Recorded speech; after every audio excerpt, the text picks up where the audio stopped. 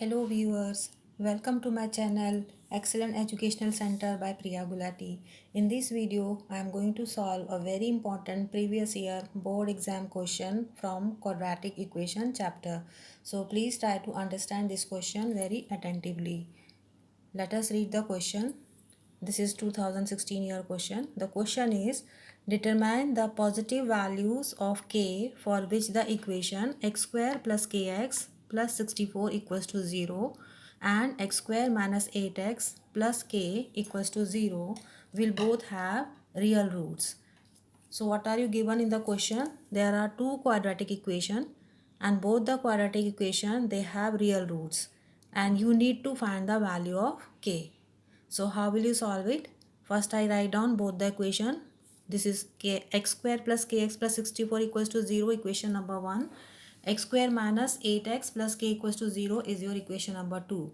Now the question says both the equations they have real roots, and for real roots the discriminant is always greater than or equal to 0.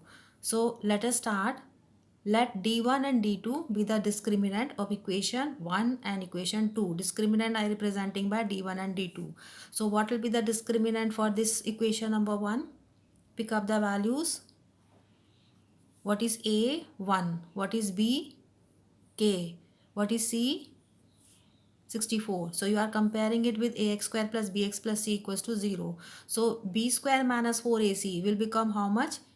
Pick up b from here, k square minus 4 into a into c means 4 into 1 into 64. So 4 into 1 into 64.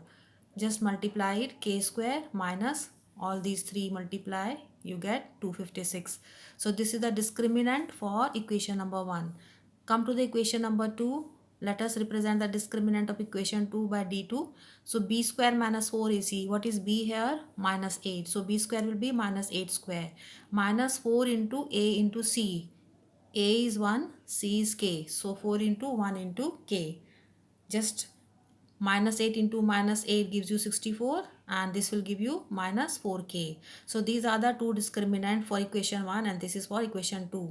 And for real roots, which is given in the question that both the equations are having real roots, for real roots d1 will be greater than or equal to 0 and d2 will also be greater than or equal to 0. So what will I write? In place of d1 I write k square minus 256. For this I will write k square minus 256 greater than or equal to 0.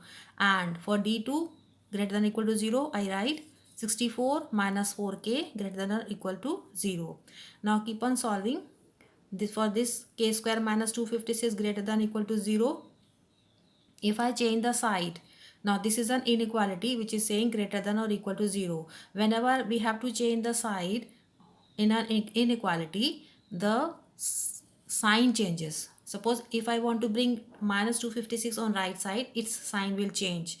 So it will become k square greater than or equal to 256. Next step, k will be square root of 256. Next step, what is the square root of 256? 16. So what you are getting in the end, k is greater than or equal to 16. We are taking only positive sign here. Why we are not taking negative sign? Because in the question it is mentioned that value of k is greater than 0. So you will not take the negative square root of 256. See, it is mentioned in the question positive values of k, determine the positive values of k. So that is why I am considering only the positive square root, which is 16. Right, so ultimately what you get from this step, from d1 step, k is greater than or equal to 16. So this was for d1.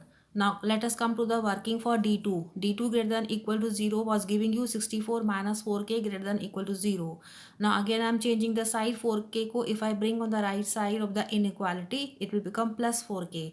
So 64 greater than or equal to 4k. Now I will bring this 4 on the left side. So as we do when it is equal to sign there here, so we divide it when I take 4 to the left side. Similarly for inequality also the same process you have to follow. If I bring 4 to the left side, it will get divided. So next step you will write down 64 divided by 4 greater than or equal to k. Cancel it out, you will get 16 greater than or equal to k. If 16 is greater than or equal to k, I can say that k is less than or equal to 16. Means if I interchange 16 I bring on the right side and k I bring on the left side, the inequality sign will get reversed. Here it was greater than or equal to, here it will become less than equal to 16, right? So what do you see here? These are the two answers you are getting: k greater than or equal to 16 and k less than equal to 16. What is common in these two values? Greater than 16, less than 16 cannot happen together.